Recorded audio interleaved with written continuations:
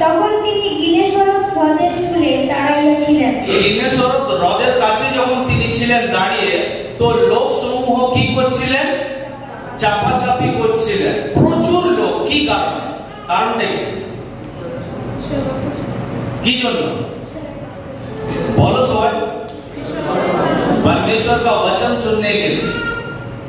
Now मेरा सवाल ये है कि उस समय আমার প্রশ্নের পরে হচ্ছে এটা যে সেই সময় ঈশ্বরের বাক্য শোনার জন্য মানুষ কি করছিল?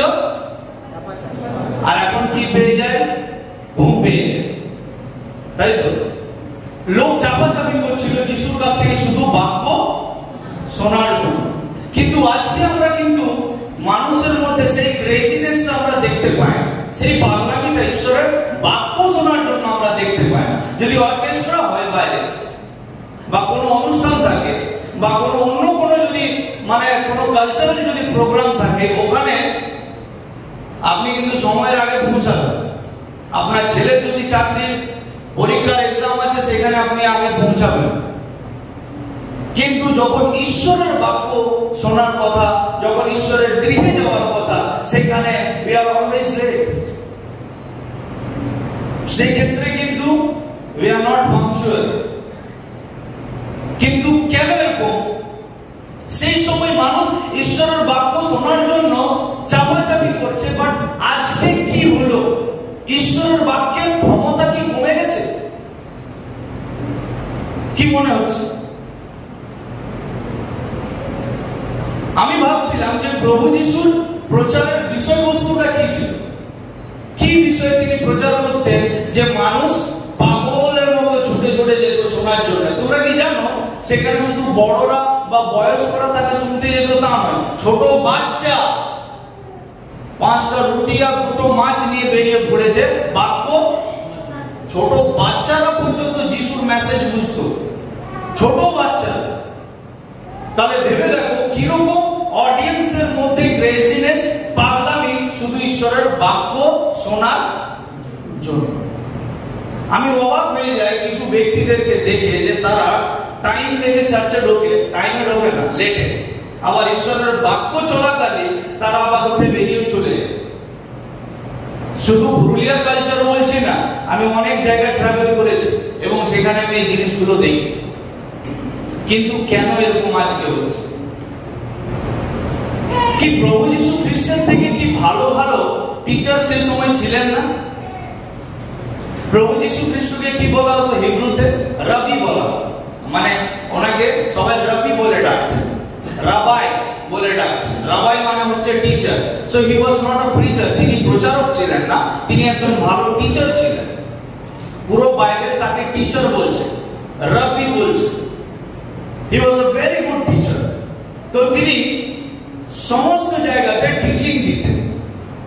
কিন্তু সেই সময় কি আর কোনো ভালো টিচার ছিল না? তোমরা কি জানো ফরিসিরা বা অনেক বাইবেল স্কলার্সরা সেই সময় ছিলেন? হ্যাঁ, অনেক বড় বড় স্কলার্সরা সেই সময় ছিলেন বাইবেলে। কিন্তু তারা যখন প্রচার করতেন তাদের প্রচার কেউ, কিন্তু যিশু যখন বলতেন তো ছোট থেকে বড় পর্যন্ত তারা ইভেন নিজের ঘর সব ছেড়ে দিয়ে চলে যেতেন অনেক দূরে। এই জন্য লেখা আছে যে তারা শহর থেকে অনেক দূরে ছিলেন, তাই না? এবং যিশু কি বললেন? তার শিষ্যদেরকে এদের খাবারের ব্যবস্থা করো।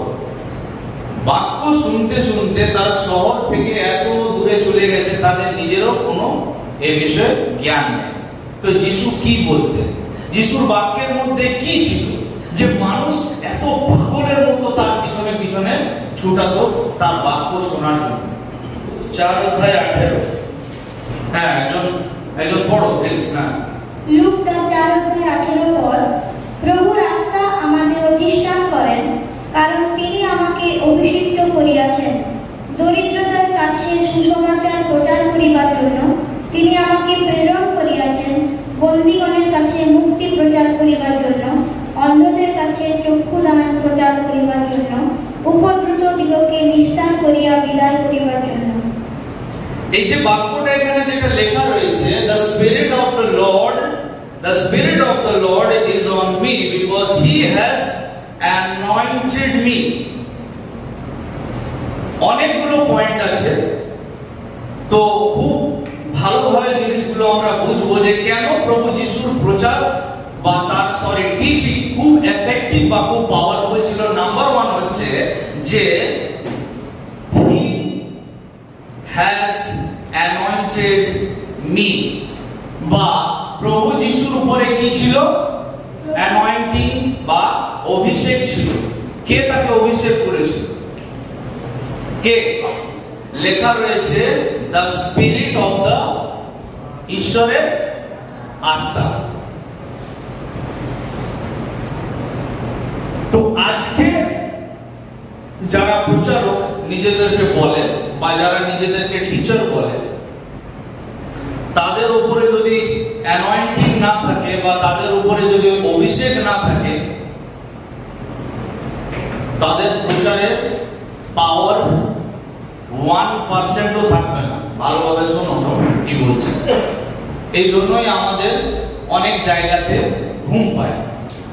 তো প্রভু যিশুর উপরে অ্যানয়েন্টিং ছিল, and spirit of the Lord অর্থাৎ হোলি স্পিরিট, পবিত্র আত্মাকে কি করেছিলেন? অ্যানয়েন্ট করেছিলেন, অভিষেক করেছিলেন। সেই কারণে তার প্রচারে খুব পাওয়ার ছিল। অ্যানয়েন্টিং ছাড়া, অভিষেক ছাড়া কোনো ব্যক্তির প্রচারে পাওয়ার কখনোই থাকবে না। লিসেন, তোমার কাছে অনেক, এখানে তোমরা যারা বসে আছো, তোমরা সবাই কিন্তু সাধারণ মানুষ, কিন্তু আমি বাইবেল কলেজের স্টুডেন্ট। আমার কাছে প্রচুর হেড নলেজ আছে, প্রচুর জ্ঞান আছে, প্রচুর। আমি অনেক রিসার্চ করি, 5 ইয়ার্স আমি স্টাডি করে পড়ে এসেছি। আমার কাছে অনেক এক্সটার্নাল সোর্সেস আছে, আমি অনেক জানি। আমি আবার বলছি, আমি অনেক জানি। কিন্তু মেন বিষয় যেটা হচ্ছে যে আমার অনেক জানাটাও বেকার if I don't have anointing of the Holy Spirit. আমার জীবনে যদি অ্যানয়েন্টিং বা অভিষেক নেই, আমার প্রত্যেকটা প্রচার বেকার হয়ে যাবে। হতে পারে তোমার নামের আগে রেভারেন্ড আছে, পাস্টার রাহুল আছে, তোমার নামে ডক্টরেট আছে, বা অনেক রকমের designation, bishop, you are bishop, তোমার কাছে অনেক হয়তো পজিশন আছে। But remember one thing, if you are not anointed by the Holy Spirit, তোমার বাক্য বেকার। Listen to me very carefully. John the Baptist, I don't know how many years he was preaching in the wilderness. কত বছর জন the Baptist, যোহন বাপ্তাইজ, কত বছর ও প্রান্তরে প্রচার করছিল আমার জানা নেই। কিন্তু বাইবেল বলছে যে প্রচারের বিষয়বস্তু শুধু একটাই, মন ফিরাও, স্বর্গরাজ্য সন্নিকট। রাহুল সিং এর প্রচারে দেখো 10 পেজ এখানে প্রচার মাল মশলা রেডি করে আমি নিয়েছি, 10 page. But John the Baptist have only one message, মন পরিবর্তন করো, স্বর্গরাজ্য সন্নিকট। এবং বাইবেল বলছে যখন when he come out from the wilderness, যখন সে wilderness থেকে বা প্রান্তর থেকে বেরিয়ে এলেন, জর্ডানের কাছে যখন এলেন, জর্দন নদীর কাছে, তখন বাইবেল বলছে যে অনেক সদুকি এবং ফরিসিরা তাদের ভিড় লেগে গেল সেখানে বাপ্তিস্মা নেওয়ার জন্য। আমি তো অবাক হয়ে যাচ্ছি যে মন ফিরাও, স্বর্গরাজ্য সন্নিকট, এই একই কথা এত বছর চিৎকার করতে করতে জর্দন নদীর ধারে এসে প্রচুর লোককে, জানি না কত সংখ্যা ছিল, কিন্তু অনেক লোককে দেখা যাচ্ছে সে বাপ্তিজম দিচ্ছে। তার প্রচারের বিষয়বস্তু এত ছোট, খুবই সোজা। তার প্রচারের বিষয়বস্তু যেমন ছোট, তার লাইফস্টাইলটাও ততটাই সিম্পল। কোন কাপড় পরতো না, বাইবেল বলছে উটের বস্ত্র পরতো, আর কি পঙ্গপাল আর মধু খেয়ে জীবন যাপন করতো। অনেক কম বয়সে সে তার পরিবার ছেড়ে প্রান্তরে চলে যায় জীবন যাপন করার জন্য। কিন্তু জন দা ব্যাপটিস্টের মধ্যে যেটা ইম্পর্টেন্ট যে বিষয়টা তার মধ্যে ছিল সেটা হচ্ছে, ভালো করে পড়ে দেখবে যে হিজ মম, তার মা, যার নাম হচ্ছে কি নাম? এলিজাবেথ। এলিজাবেথের গর্ভে যখন জন দ্য ব্যাপটিস্ট ছিল, তখন এলিজাবেথ কি ছিল? পবিত্র আত্মাতে পরিপূর্ণ ছিল। তোমাদের মনে আছে জোনাকে? আচ্ছা, নিনবী কেমন জায়গা ছিল? নিনবী কেমন জায়গা ছিল কি মনে হয়? অনেক খারাপ জায়গা নিনবী, এবং ঈশ্বর ডিসাইড করে নিয়েছিল যে আই উইল ডেস্ট্রয় নিনবে। নিনবেকে আমি কি করে দেবো? পুরোপুরি ধ্বংস করে দেবো। কিন্তু লাস্ট চান্স ওদেরকে দেওয়ার জন্য। আচ্ছা, কখন ঈশ্বর বলতো ধ্বংসের বিষয়ে কল্পনা করে? কখন কখন জানো? দেখবে, আমি সকালের আখের রস খেতে তো দেখি লোকটা ততক্ষণ চালাতে থাকে যতক্ষণ আখটা থেকে পুরোপুরি সব মালপত্র না বেরিয়ে যাচ্ছে। আর ওটা যখন আর কিছু ওর মধ্যে নেই, ওটা থেকে আর কিছু বার হবে না, তখন ওটাকে কি করে দেওয়া হয়? ফেলে দেওয়া হয়, তাই তো? ঈশ্বরের মনকে যখন কোনো ব্যক্তি এতটাই যখন নিগড়ে নেয় না, তখন ঈশ্বর ডিসাইড করে যে না, একে আর আমি কি করবো না, রাখবো না, এটা ডিস্ট্রয়, আমি একে ধ্বংস করে দেবো। আর নিনবের বিষয়ে তিনি এইরকমই তার মাইন্ডসেট তৈরি হয়ে যায় যে আর রাখবো না। কিন্তু বাইবেল বলে তিনি ক্রোধে বিরোধ হতেন, তবুও জোনাকে পাঠালেন। জোনা বলছে আমি যাবো না। বাপরে, নিনবের মতো জায়গাতে গিয়ে প্রচার করা খুব বড় চ্যালেঞ্জ। তো ভাবলো যে আমি পালিয়ে যাবো, বাট ঈশ্বরকে ফিরিয়ে নিয়ে এলেন, নাকি? ঈশ্বরকে ফিরিয়ে নিয়ে এলেন আর বললো ঈশ্বর বলেছে তোমাদেরকে ধ্বংস করে দেবে, মন পরিবর্তন করো। তার এই সিম্পল অ্যানাউন্সমেন্ট বা প্রোক্লেমেশন, এই ঘোষণাটার দ্বারা বাইবেল বলছে সম্পূর্ণ নিনবে শহর বা সিটি, তার কিং, তার রাজা এবং তার রাজ্যের প্রত্যেকটা লোক সঙ্গে সঙ্গে তারা পশ্চাতাপে বসে যায়। তোমরা বুঝতে পারছো কি বলছি? Spirit of the Lord, when Spirit of the Lord is upon you, যখন ঈশ্বরের আত্মা তোমার উপরে আছে, ঈশ্বরের আত্মার অভিষেক তোমার উপরে আছে, you can shake the world. And the 12 disciples, they have, 12টা শিষ্যের মধ্যে এই অভিষেক ছিল। এবং আজকেও বাইবেল বলছে যে अंत के दिनों में मैं अपने आत्मा को दे दूंगा। परमेश्वर जवानों को खड़ा करे। ঈশ্বর যুবকদেরকে ব্যবহার করবে, যুবতীদেরকে ব্যবহার করবে, যাদের উপরে প্রভুর আত্মার অভিষেক আছে, একমাত্র ঈশ্বর তাদেরকে ব্যবহার করবে এবং তাদের দ্বারাই হাজার হাজার মানুষ মন পরিবর্তন করবে। পারসিকিউশন বা তাড়না যতই থাক, রাজা দারিয়াস এবং নবুকদ্নেসরও হাঁটুতে চলে আসবে যদি অভিষেক আছে। বুঝতে পারছো কি বলছি? যিশুর উপরে অভিষেক ছিল। He has sent me, उसने मुझे भेजा है। তিনি আমাকে কি করেছেন? পাঠিয়েছেন। जब तक परमेश्वर का आत्मा आपके ऊपर ना हो, जब तक ঈশ্বরের আত্মার অভিষেক তোমার উপরে নেই এবং ঈশ্বর যতক্ষণ তোমাকে যেতে বলবে না, তুমি যেতে পারবে না।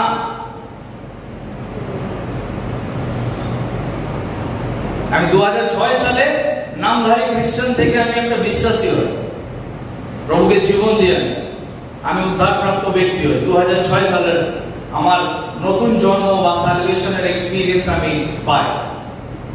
কিন্তু প্রভু আমাকে সেই দিন অভিষেক করলেও আমাকে পাঠায়নি প্রভু।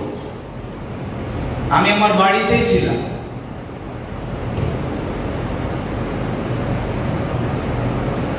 প্রভু আমাকে তৈরি করছিলেন এবং একটা সময় আছে যখন ঈশ্বর আমাকে কি করলেন?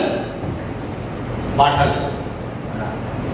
আর যখন সেই সময় যখন ঈশ্বর বলবে যেতে, আর সেই সময় যখন তুমি যাবে, তো তখন কি দেখতে পাবে? রিভাইভাল দেখতে পাবে। তখনই দেখতে পাবে যখন ঈশ্বর তোমাকে পাঠাবে কোথাও। জোনাকে পাঠানো হয়েছিল, তাই তো? আর যখন ও সেকেন্ড টাইম যখন ঈশ্বরের কথা শুনে গেল, তখন ওখানে কি দেখা গেল?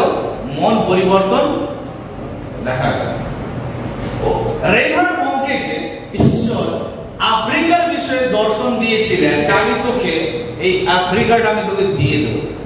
তখন ক্রুসেড হতো।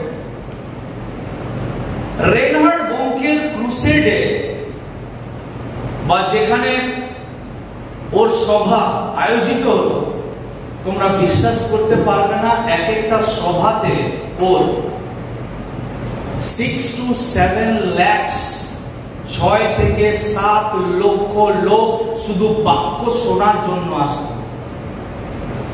কেন জানো? কেননা ঈশ্বর ওকে কি করেছিল? আফ্রিকাতে পাঠিয়েছিল। যতক্ষণ অভিষেক না থাকে, নাম্বার 2, যতক্ষণ ঈশ্বর তোমাকে না পাঠায় কোনো কিছুই কাজ করবে না। এছাড়া প্রভু যীশু খ্রিস্টের যে টিচিং, তার টিচিং এর মধ্যে বিশেষ কিছু মেথড আমরা দেখতে পাবো। তো প্রভু যীশু যখনই তিনি প্রচার করতেন, তো তিনি কিন্তু অথরিটি বা ক্ষমতার সঙ্গে তিনি কি করতেন? প্রচার করতেন। They were astonished at his teaching because he spoke with authority, not as the scribe. Authority মানে কি? অধিকার, ক্ষমতা। আচ্ছা, অথরিটি কোথায় পাওয়া যায়? কোন চার্চে পাওয়া যায় অথরিটি? বা কোন পাস্টার বাবুর কাছে অথরিটি পাওয়া যায় যে তোমাদেরকে দিয়ে দেবো, নিয়ে যাও? এনিওয়ান? किसी को चाहिए? কোন দোকানে অথরিটি পাওয়া যায়, অধিকার? कोई बाइबल कॉलेज आपको नहीं दे सकता authority, because Bible says, Bible बोले যে যখন পবিত্র আত্মা আসবে তোমরা কি পাবে? তখন কি পাবে? শক্তি পাবে। এবং তখন তোমরা আমার উইটনেস হবে, আমার সাক্ষ্য বহন করবে। পবিত্র আত্মা আসবে আমার উপরে, অভিষেক করবে, আমাকে তার শক্তিতে পরিপূর্ণ করবে, আমাকে অথরিটি দেবে, অধিকার দেবে। শোনো, যারা বিনা অথরিটির সঙ্গে বাইবেল যারা ধরে প্রচার করছে, ঈশ্বর তাদের ন্যায় করবে। পবিত্র আত্মা যতক্ষণ পর্যন্ত কোনো ব্যক্তিকে অথরিটি বা ক্ষমতা না দেয়, কোনো ব্যক্তি এই বাইবেলের প্রচার করতে তো পারে। দেখো তোমরা কত প্রচার, কত ইউটিউবার পারে তা, but they will be accountable one day. তারা একদিন অ্যাকাউন্টেবিলিটি দেবে, বিকজ अधिकार उन्हें दिया नहीं गया है। তো অথরিটি বা অধিকার যদি না দেওয়া হয়, you can be a famous person. হ্যাঁ, ফেমাস হতে পারবে, পৃথিবীতে ফেমাস হবে, অনেক লোক তোমাকে ডাকবে, হায়ার করবে, হ্যাঁ, বলবে খুব বড় প্রচারক। लेकिन अगर परमेश्वर का आत्मा का अभिषेक आपके ऊपर ना हो, ঈশ্বরের আত্মার যদি অভিষেক না হয়, তার তিনি যদি তোমাকে না প্রেরণ করেন, তিনি যদি তার বাক্যকে বহন করার অথরিটি, অধিকার তোমাকে যদি না দেয়, এটা পুরোপুরি জিরো, এর ফল একদম জিরো দেখতে পাবে তোমরা। একটা মানুষ মন পরিবর্তন করবে। এরপর হচ্ছে কি জানো, যে প্রভু যীশু খ্রিস্ট কি করতেন? যখন তিনি টিচিং দিতেন, তখন তার টিচিং এর মধ্যে, তার শিক্ষার মধ্যে আরো একটা যে মেথড, সেটা হচ্ছে কি জানো, তিনি স্টোরিজ এবং প্যারাবলস বলতেন। তিনি গল্প এবং দৃষ্টান্ত ইউজ করতেন। কেননা সেই সময় যারা শ্রোতা, যারা অডিয়েন্স, তারা এতটাও যে নিতে পারবে কথাগুলো তা নয়।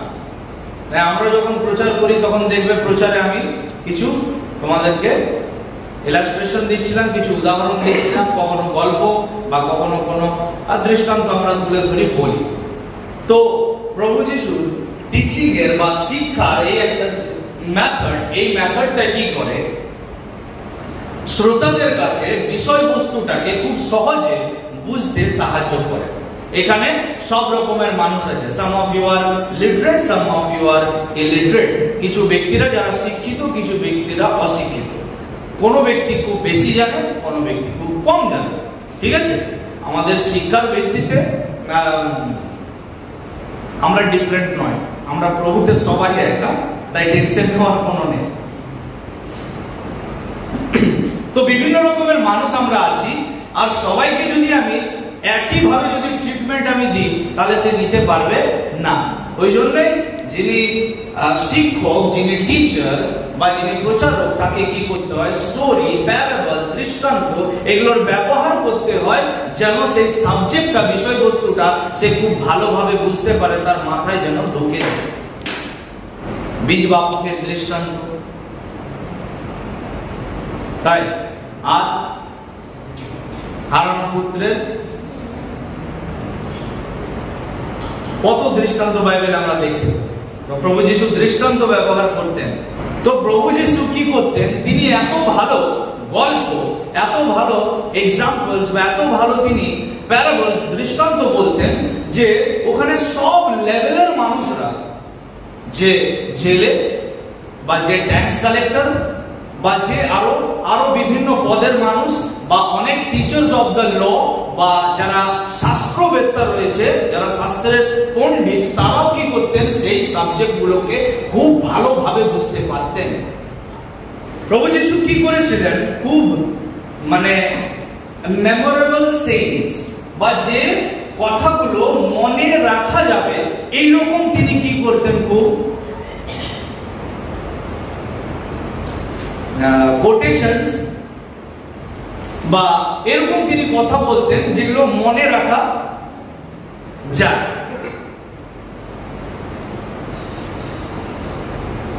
যেমন আমরা দেখেছি আমাদের যারা দাদু দিদা, দেখবে তাদের একটা না একটা কথা তোমাদের মনে আছে। তারা কিছু কিছু বলতেন, কিছু কিছু কথা, যেমন অতি বাড় বেড়ো না, হ্যাঁ, ঝড়ে পড়ে যাবে, আর অতি খাটো ছাগল কি ছাগলে খাবে। ঠিক মনে আছে? এর বিষয়বস্তুটা আমরা বুঝতে পারছি কি মানে? তো প্রভু যিশু কি করতেন? খুব মনে রাখার মতো তিনি কিছু কথাবার্তা বা কোটেশনস বা শব্দ তিনি বলতেন। যেমন জাজ not and you will be judged, বিচার করিও না, তুমিও কি হবে? দেখেছো, খুব সোজা। যেমন আর কি, condemn not and you will not be condemned, দোষ লাগিও না যেন তোমার উপরে, হ্যাঁ, forgive and you will be forgiven, ক্ষমা করো তাহলে তোমাকেও কি করা হবে? ক্ষমা করা যাবে। বুঝতে পারছো? তো যারা খুব সহজ সরল মানুষ, তাদের জন্য কিন্তু এই সেইংস গুলো বা এই কথাগুলো, এই মেমোরেবল ওয়ার্ডস, এই ওয়ার্ডস গুলো তাদের মাথায় একদম পুরো বসে। আর যিশু বাবা আজকে বলেছে ক্ষমা করব তাহলে ক্ষমা পাবো, দয়া করলে দয়া পাবো, দাও তাহলে দেওয়া। বোঝা যাচ্ছে? খুব ইজি কথাবার্তা। এই জন্যই প্রভুর যে টিচিং, তার শিক্ষাগুলো খুব পাওয়ারফুল হতো, খুব powerful. He used to ask questions, তিনি প্রশ্ন করতেন। আমি তোমাদেরকে প্রশ্ন করছি মাঝে মধ্যে, হ্যাঁ, এগুলোর টেকনিক যেটা আমাকে আমার প্রভুই শিখিয়েছে। এত বছর ধরে এই সেবা কার্যে আমাকে তিনি ট্রেনিং দিয়েছেন। এগুলো প্রচারের সময় এত কিছু মাথায় থাকে না যে আমি এই মেথড গুলো ফলো করে একদম সিস্টেম্যাটিক্যালি ফলো করব, যতক্ষণ পর্যন্ত এটা আমার পুরো লাইফস্টাইলের মধ্যে না ঢুকে যাচ্ছে। তো আমি মাঝে মধ্যে প্রশ্ন করি, কেন? তাতে কি হবে? যারা শ্রোতা রয়েছে তারা বক্তার সঙ্গে কি করতে পারবে? সম্পর্ক স্থাপন করতে পারবে, বক্তার সঙ্গে অ্যাটাচ হতে পারবে, কানেক্ট হতে পারবে। এই জন্য প্রশ্ন করাটা জরুরি। এবং প্রভু যিশু কি করতেন? তিনি প্রশ্ন করতেন। যিশু খ্রিস্টকে সবাই প্রশ্ন করতো তা নয়, কিন্তু প্রভু যিশু কি করতেন, তিনি প্রশ্ন করতেন। আচ্ছা, মতি 16 অধ্যায় 26 পদ একজন পড়বে প্লিজ। মতি 16 অধ্যায় 26 পদ। বস্তুত মনুষ্য যদি সমুদয় জগৎ লাভ করিয়া আপন প্রাণ হারায়, তবে তাহার কি লাভ হইবে? এখানে প্রশ্ন আছে, প্রশ্ন চিহ্ন আছে, বা বাংলা বাইবেল আছে প্রশ্ন চিহ্ন। মনুষ্য সমগ্র জগৎ যদি লাভ করে নিজের প্রাণকে হারায়, তাহলে কি লাভ? কি লাভ? তো যিশু কি করতেন, তিনি প্রশ্ন করতেন, অনেক প্রশ্ন করতেন। এতে ওই যে অডিয়েন্সরা, তাদেরও ভালো লাগতো যে যদি আমি এখান থেকে শুধু বলি এতে ভালো লাগবে। আমি যদি তোমাদেরকে প্রশ্ন করি তাহলে কি হবে, তোমরাও আমার সঙ্গে এঙ্গেজ হতে পারবে এবং শিখতে পারবে অনেক ভালোভাবে। যে মেসেজটা আমি তোমাদেরকে দিচ্ছি এখন, এই মেসেজটা তোমাদের কাছে খুব তাড়াতাড়ি খুব গ্রহণযোগ্য হবে। প্রভু যীশু খ্রিস্ট তিনি কি করতেন? Jesus used visual illustrations. Jesus used visual illustrations. তার মানে হচ্ছে যে তিনি কি করতেন, তো আমি শুধু তোমাদেরকে এখন বলছি না, তোমরা শুধু অডিও নয়, তোমরা কিন্তু ভিজুয়াল বা ভিডিও তোমরা দেখছো। তো অডিওর সঙ্গে যখন ভিডিও একসাথে যখন মিক্স হয়, তো আমাদের সেটা সব থেকে বেশি মনে থাকে। দেখবে তোমরা যখন কোনো সিনেমা দেখো, তখন দেখবে সিনেমার পুরো স্টোরিটা তোমরা শুরু থেকে শেষ পর্যন্ত বলতে পারবে। ইয়েস, কেননা এখানে শুধু অডিও নয়, এখানে ভিডিও আছে। তো অডিও আর ভিডিও খুব তাড়াতাড়ি আমরা কি করতে পারি, আমাদের ব্রেনে আমরা খুব তাড়াতাড়ি ক্যাচ করতে পারি, ওগুলো খুব তাড়াতাড়ি আমরা ধরে রাখতে পারি, মনে রাখতে পারি অনেক বেশি। তো যিশু কি করতেন, তিনি ভিজুয়াল ইলাস্ট্রেশন দেখাতেন। যেমন শিষ্যদের কি করলেন, তিনি বললেন বসো এখানে, তোরা বুঝতে পারছে না কি ব্যাপার। এবারে প্রভু যিশু কি বললেন, হঠাৎ পা ধুতে স্টার্ট, তার শিষ্যদের তিনি পা ধুচ্ছেন। হ্যাঁ, তো প্রভু অ্যাকচুয়ালি ওকে কি বলতে চাইছেন, সার্ভেন্টহুড লিডারশিপ। মানে একজন লিডার সেই হতে পারবে যার মধ্যে সার্ভেন্ট বা দাস হওয়ার ক্যারেক্টার বা চরিত্র আছে। কেননা দাস একমাত্র পা ধুতে পারে, মালিক কখনো পা ধোবে না। বুঝা যাচ্ছে? ভিজুয়াল ইলাস্ট্রেশন প্রভু যিশু ব্যবহার করতেন, আর এই জন্যই তার যে টিচিং এর যেটা মেথড, এই মেথড খুব পাওয়ারফুল মেথড ছিল। এছাড়া রিপিটেশনস, পুনরুক্তি বা বারবার কি করতেন, একটা বিষয়কে তিনি দুবার তিনবার রিপিট, আমি রিপিট করি। কেন করি বলো তো? যাতে যে পয়েন্টটা তুমি যেখানে ছেড়েছো ওইখান থেকে তোমার ওই পয়েন্টটাকে আবার টেনে এনে তোমার মাথায় আবার দিয়ে দেওয়া, যেন তুমি ভুলতে না পারো। সো রিপিটেশনস, প্রভু যিশু কি করতেন, রিপিট করতেন বারবার একই কথা অনেকবার তিনি বলতেন যে শোনো, আমার মৃত্যু সন্নিকট, আমাকে মরতে হবে তোমাদের জন্য। হ্যাঁ, তো তিনি বারবার, কতবার বাইবেল বলছে 3 times he predicted his death। 3 বার তিনি তার মৃত্যু কি করেছিলেন, মৃত্যুর ভবিষ্যবাণী করেছিলেন। So he used to repeat again and again, বারে বারে তিনি কি করতেন, রিপিট করতেন একটা বিষয়কে। এই জন্য তার মনে থাকতো খুব ভালো শ্রোতাদের। তো তিনি তার শিষ্যদেরকে প্র্যাকটিক্যাল টাস্ক দিতেন। তো শুধু থিওরি যথেষ্ট নয়, প্র্যাকটিক্যালও দরকার আছে। তো যদি প্রভু তাদেরকে শুধু বাক্য থেকে শেখাতে থাকে আর তাদেরকে যদি প্র্যাকটিক্যাল কোনো টাস্ক না দেয়, তাহলে তারা শিখতে পারবে না। তাই প্রভু মাঝে মধ্যে তাদেরকে কি করতেন, দুজন করে ফিল্ডে পাঠিয়ে দিতেন, যে যা তোরা যেটা শিখেছিস ওটাকে এবারে কি করে তোরা মানে অ্যাপ্লাই কর। Jesus practiced what he preached. Jesus practiced what he preached. So these are the 9 methods of Jesus Christ.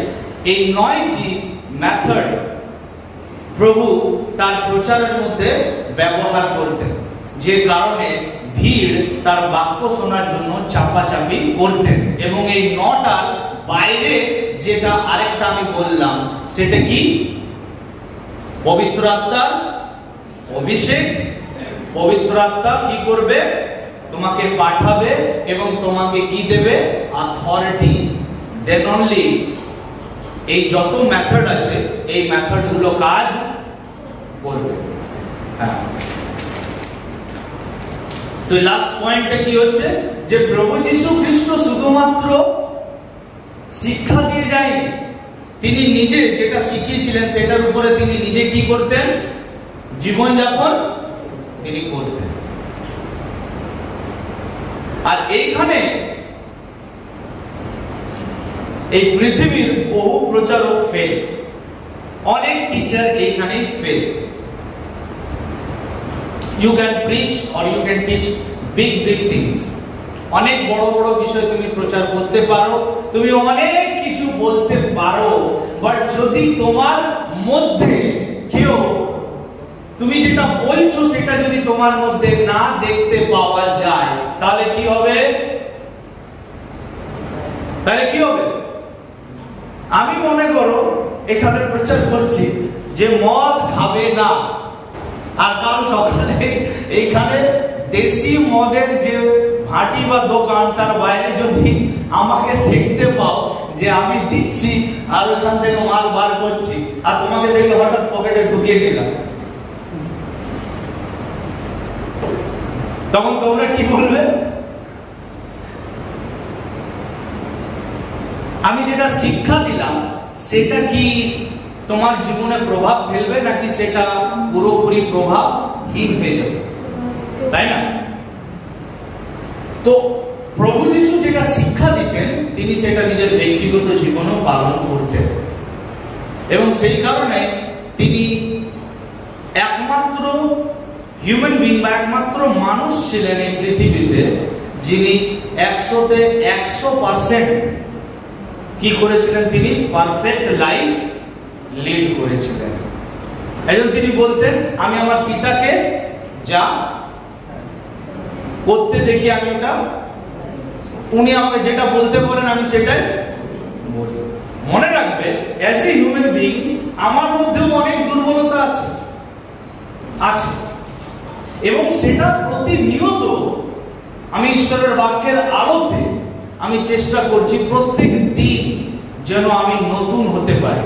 আমি পুরানো জিনিস পছন্দ করি না, তাই বাক্যের আলোতে প্রত্যেক দিন আমি চেষ্টা করি যে আমি এখন যেগুলো তোমাদেরকে বলছি আমার প্রিয়রা, তোমাদেরকে বলার আগে এটা আমার জন্য খুব বড় চ্যালেঞ্জ, যাতে আমার লাইফ তোমাদের কারোর জন্য হোঁচট খাওয়ার কারণ যেন না হয়। I am trying my best. তোমাদের ডিউটি বা তোমাদের কাজ আমাকে ফলো করা নয়। I am not your role model, I am not your idol. আমি তোমাদের আইডল নয়। আমার মধ্যে যে খ্রিস্টের স্বভাবগুলো আছে সেগুলোকে অনুসরণ করো, সেগুলোকে অনুকরণ করো, কিন্তু আমাদের আলটিমেট আইডলের নাম হচ্ছে যিশু